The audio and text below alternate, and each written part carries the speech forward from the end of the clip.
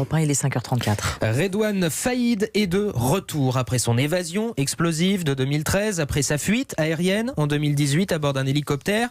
Le roi de l'évasion comparaît en appel aujourd'hui à Saint-Omer. En première instance, il avait été condamné à 18 ans de réclusion criminelle. Pour ce procès, des mesures de sécurité renforcées sont mises en place autour du palais de justice. Ses avocats dénoncent des mesures hors normes contre un homme qui clame son innocence. Lionel Gougelot. Un palais de justice sous haute surveillance policière, le procès de Redouane Faïd intrigue et inquiète un peu les habitants et les commerçants du quartier. Moi j'ai des clients qui m'ont dit c'est un personnage, ça craint.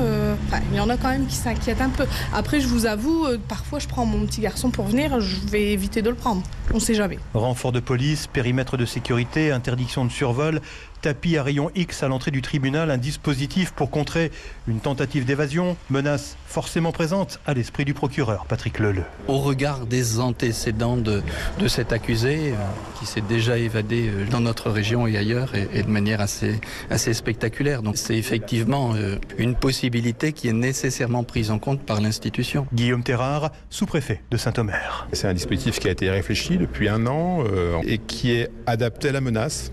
Donc les moyens ne seront pas non plus extravagants. Il en a quand même coûté 250 000 €.